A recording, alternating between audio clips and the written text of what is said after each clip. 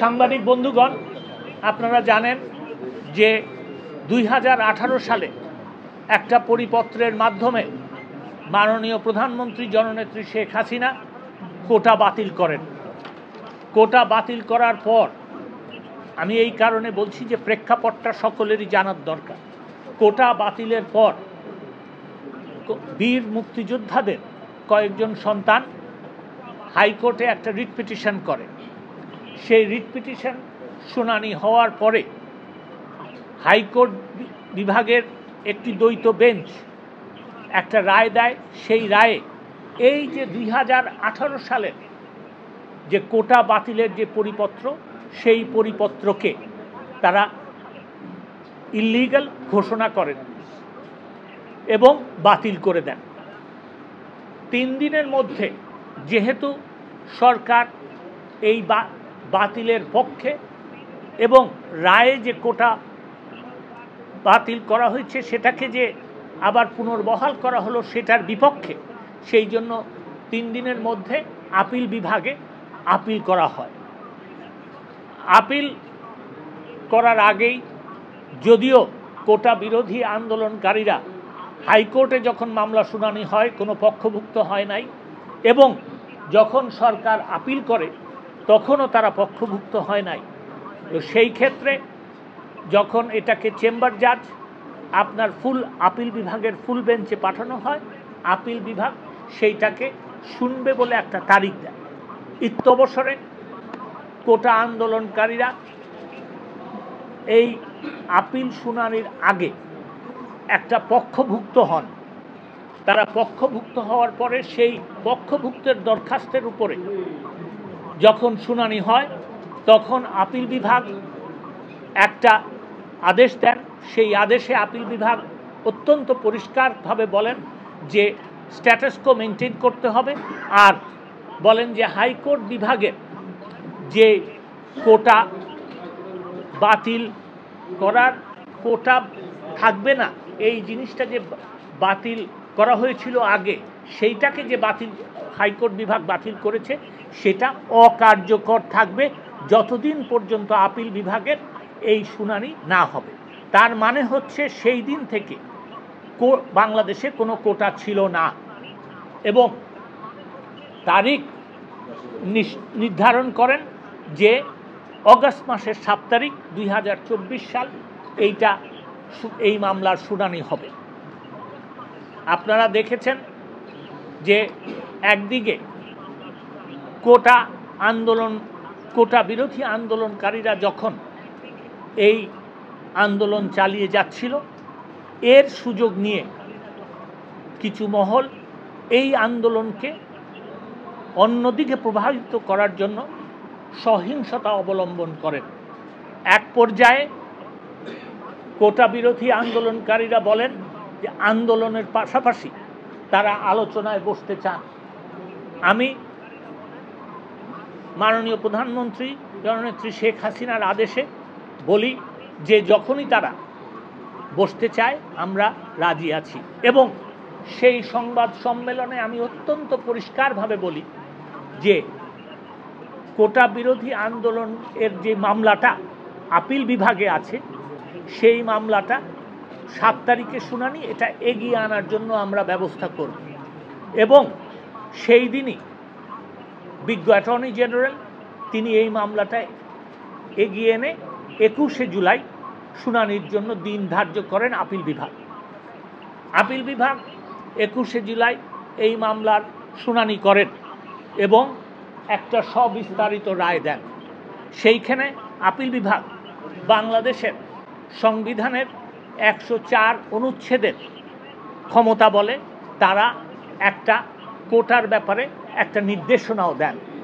সেই নির্দেশনায় তারা বলেন যে মেধা ভিত্তিক 93%, 5% হচ্ছে শহীদ বীর মুক্তিযোদ্ধা এবং বীরাঙ্গনাদের সন্তানরা, এবং 1% হচ্ছে প্রতিবন্ধী, আর 1% হচ্ছে নৃগোষ্ঠী এবং তৃতীয় লিঙ্গ, এই থার্ড জেন্ডার।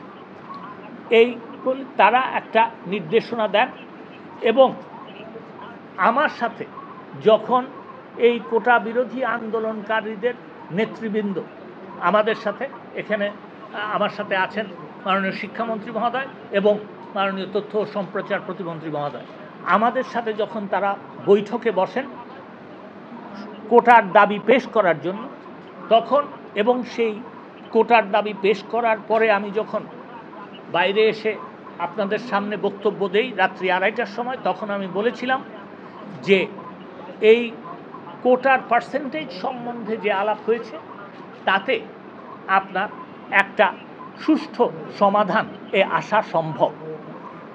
এবং আমি 21শে অগস্ট আর 21শে জুলাই যখন সর্বোচ্চ আদালত আপিল বিভাগ যখন রায় দেয়, আমি তখন বলেছিলাম যে এই আমাদের প্রতিক্রিয়া জানানোর সংবাদ সম্মেলনে আমি বলেছিলাম আপনাদের প্রশ্নের জবাবে যে এই প্রজ্ঞাপন আপনারা জিজ্ঞেস করেছিলেন এই প্রজ্ঞাপন কবে জারি হবে। আমি আপনাদেরকে সুনির্দিষ্টভাবে বলেছিলাম মঙ্গলবারে জারি হবে। আমি আজকে আপনাদের সামনে ঘোষণা দিতে চাই যে আমরা আমাদের কথা রেখেছি, এই প্রজ্ঞাপন জারি হয়েছে। এখন আমি আপনাদের কাছে সেই প্রজ্ঞাপনটা উপস্থাপন করব। গণপ্রজাতন্ত্রী বাংলাদেশ সরকার, জনপ্রশাসন মন্ত্রণালয়, বিধি 1 শাখা। প্রজ্ঞাপনের নাম্বারটা সময়ের জন্য আমি আর বললাম না, তারিখটা বলে দেই। 8ই শ্রাবণ 1431, 23শে জুলাই 2024। বিষয় সরকারি, আধা সরকারি, স্বায়ত্তশাসিত / আধা স্বায়ত্তশাসিত প্রতিষ্ঠান, স্বশাসিত ও সংবিধিবদ্ধ কর্তৃপক্ষের এবং বিভিন্ন কর্পোরেশনের চাকরিতে / কর্মে সরাসরি নিয়োগের ক্ষেত্রে সরকারের বিদ্যমান কোটা পদ্ধতি সংশোধন। সরকার এই মর্মে আদেশ জারি করিতেছে যে সমতার নীতি ও অনগ্রসর জনগোষ্ঠীর প্রজাতন্ত্রের কর্মে প্রতিনিধিত্ব লাভ নিশ্চিতকরণের লক্ষ্যে সরকারের বিভিন্ন প্রতিষ্ঠানে অর্থাৎ সরকারি, আধা সরকারি, স্বায়ত্তশাসিত / আধা স্বায়ত্তশাসিত প্রতিষ্ঠান, স্বশাসিত ও সংবিধিবদ্ধ কর্তৃপক্ষের এবং বিভিন্ন কর্পোরেশনের চাকরিতে / কর্মে সরাসরি নিয়োগের ক্ষেত্রে সকল গ্রেডে নিম্নরূপভাবে কোটা নির্ধারণ করা হইল। ক, মেধাভিত্তিক 93%। খ, মুক্তিযোদ্ধা, শহীদ মুক্তিযোদ্ধা ও বীরাঙ্গনাদের সন্তানদের জন্য 5%। গ, ক্ষুদ্র নৃগোষ্ঠী 1% এবং ঘ, শারীরিক প্রতিবন্ধী ও তৃতীয় লিঙ্গের জন্য 1%। 2, নির্ধারিত কোটায় যোগ্য প্রার্থী পাওয়া না গেলে সংশ্লিষ্ট কোটার শূন্য পদসমূহ সাধারণ মেধা তালিকা হইতে পূরণ করা হইবে। 3, গণপ্রজাতন্ত্রী বাংলাদেশ সরকারের জনপ্রশাসন মন্ত্রণালয়ের বিধি 1 শাখার বিগত 4 অক্টোবর 2018 তারিখের পরিপত্র নম্বর এত সহ পূর্বে জারিকৃত এ সংক্রান্ত সকল পরিপত্র / প্রজ্ঞাপন / আদেশ / নির্দেশ / অনুশাসন রহিত করা হইল। তার মানে হচ্ছে যে কোটা বাতিল করার যে পরিপত্রটা 2018 সালে দেওয়া হয়েছিল সেটাও বাতিল করা হইল। 4, এ আদেশ অবিলম্বে কার্যকর হইবে। এই আপনাদের কাছে কপি পৌঁছে যাবে। কপি দিয়ে দিয়েছো? দিয়ে দাও। 1 মিনিট। না, আপনারাও বুঝেন যে আপনাদের জন্য কপি আছে, ব্যাস এইটুকু আমার দরকার। না, প্রশ্ন আমি নেব, আমার কথা শেষ হয়। এর মাধ্যমে, এই প্রজ্ঞাপন জারির মাধ্যমে, এবং আপনাদেরকে আমি আরও বলে দিচ্ছি যে এটার গেজেট নোটিফিকেশন প্রায় হয়ে গেছে। আমি এর মাধ্যমে সরকারের থেকে যা যা করণীয় হয়েছে আমি তার সারমর্ম আপনাদের কাছে একটু তুলে ধরছি।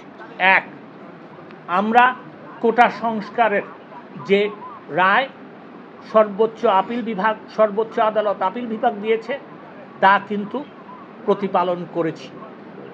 আমরা এই একটা কথা ছিল যে আগের যে সহিংসতা হয়েছে তার জন্য একটা বিচার বিভাগীয় তদন্তর কথা, সেখানে আমরা বিচার বিভাগীয় তদন্তের জন্য এক সদস্য বিশিষ্ট একটা কমিটি করে দিয়েছি। তিনি কাজ করা শুরু করেছেন। আমি কিছুক্ষণ আগে যে পত্রিকায় দেখেছি যে অবস্থা একটু হলে, শান্ত হলেই তিনি স্পটগুলি ঘুরে দেখবেন। 2, 3, এই যে সহিংসতা হয়েছে এতে সাধারণ ছাত্রছাত্রী যারা আহত হয়েছেন তাদের চিকিৎসার ব্যাপারে সরকার দেখভাল করবে। আর 4, আরেকটা কথা ওনার, সেটা হচ্ছে যে এটাও আমরা জানতে পেরেছি যে মামলা ব্যাপারে ওনাদের বক্তব্য আছে। আমি এইটা বলতে পারি যে, এবং আপনাদের মাধ্যমে I am trying to reach out to them, সেটা হচ্ছে যে মামলার তথ্যাদি যদি ওনারা আমাদেরকে দেন, সাধারণ ছাত্রছাত্রী যারা এই কোটা বিরোধী আন্দোলন করছিলেন তাদের ব্যাপারে যদি কোনো মামলা হয়ে থাকে সেগুলি আমরা অবশ্যই দেখব। আর আরেকটা শেষ কথা যেটা বলতে চাই সেটা হচ্ছে আমরা হ্যাঁ, এটা তোমার কথাটা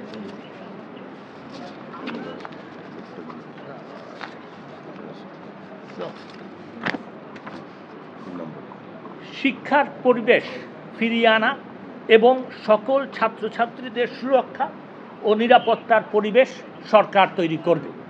এই আমার বক্তব্য ছিল। আমার বক্তব্য আপনারা ধৈর্য ধরে শুনেছেন, সেই জন্য ধন্যবাদ। আপনারা যদি প্রশ্ন করতে চান এক এক করে করবেন, কারণ এটা অত্যন্ত গুরুত্বপূর্ণ, আমাকে এক এক করে জবাব দিতে হবে।